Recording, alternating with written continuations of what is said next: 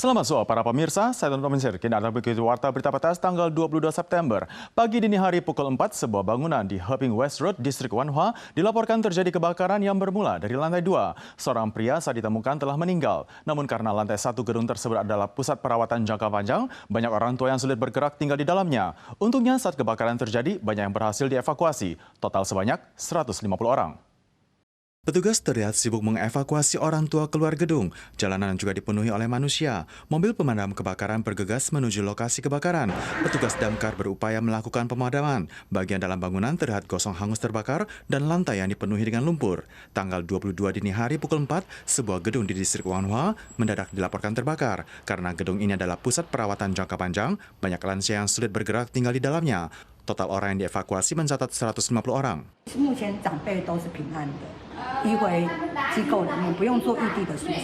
Meskipun orang tua yang tinggal di pusat perawatan jangka panjang berhasil dievakuasi dan selamat, namun seorang lansia berusia 60 tahun yang tinggal sendirian tewas tergeletak di lantai 2 tempat api bermula. Aparat damkar melakukan pengusutan lebih lanjut untuk mengkonfirmasi penyebab kebakaran.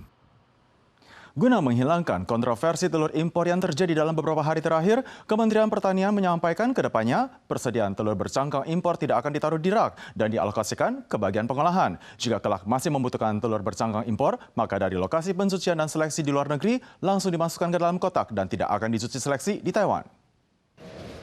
Perusahaan telur Thainong salah memberi label tanggal kadaluarsa. Selain itu, pihak luar curiga bahwa rantai telur impor terputus sehingga memengaruhi masa kadaluarsa.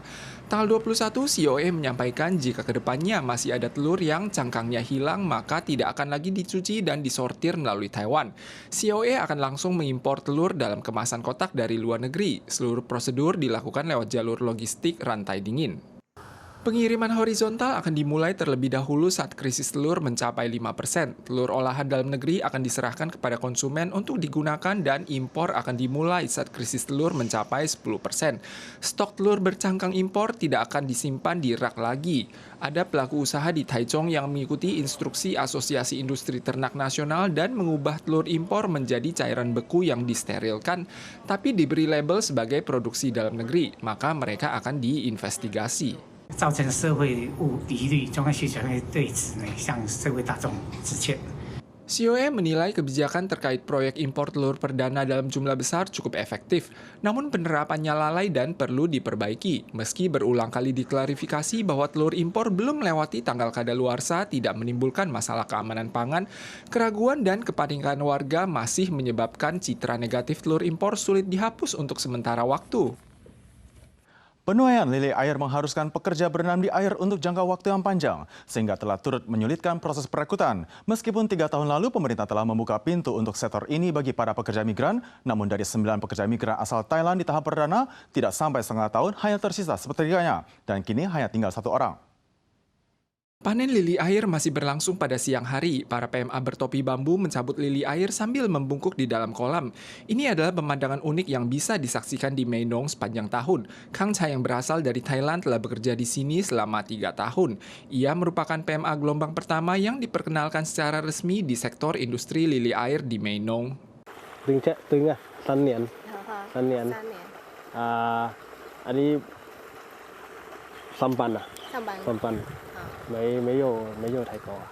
Setelah akhirnya merekrut PMA resmi, pelaku usaha menyediakan makan 3 kali sehari, akomodasi, asuransi tenaga kerja, askes, dan gaji pokok.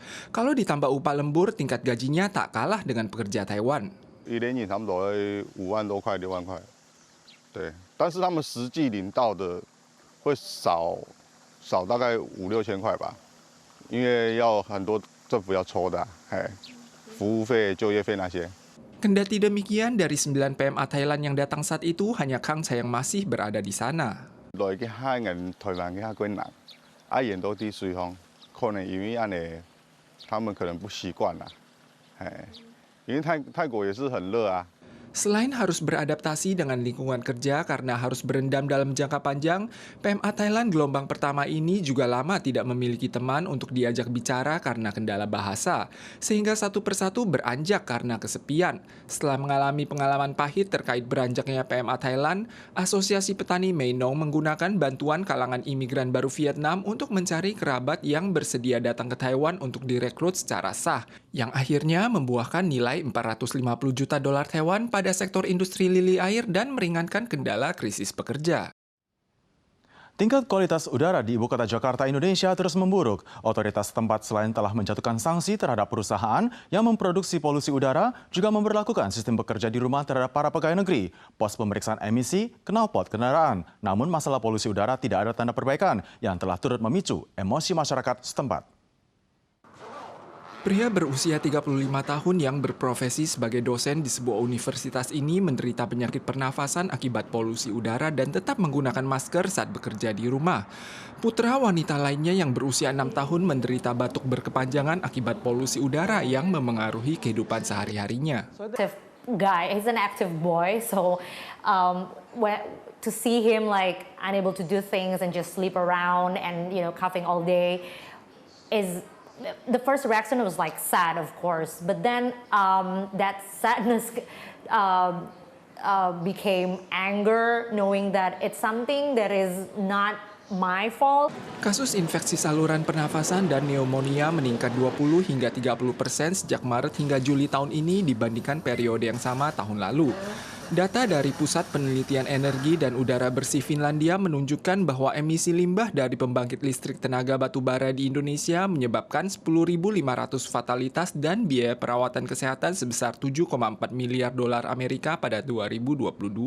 Anak-anak kan termasuk salah satu kelompok yang rentan ya Mbak terhadap polusi udara. Yang mereka alami, mereka mudah terjadi ISPA, mudah jadi risiko asmanya, kemudian berkaitan dengan ISPA berulang akan menurunkan daya tahan tubuh, termasuk mengganggu pertumbuhan parunya, mengganggu fungsi paru, dan itu nantinya kalau berlangsung terus dan tidak bisa ditangani pada saat dewasa tentu perkembangan parunya akan terganggu. Seiring meningkatnya ketidakpuasan dan kritik masyarakat, pihak berwenang Indonesia akhirnya mengakui bahwa emisi limbah pabrik berkaitan dengan kabut asap beracun yang menyelimuti ibu kota.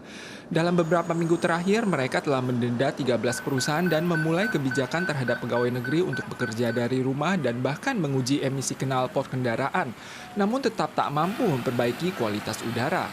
Selama beberapa hari bulan terakhir, kualitas udara Jakarta merupakan yang terburuk di dunia. Para pemirsa sekalian, sekian Warta Berita PTS. Berikutnya mari kita saksikan ikan paus di Brasil. Kita soal lagi di lain kesempatan. Sampai jumpa.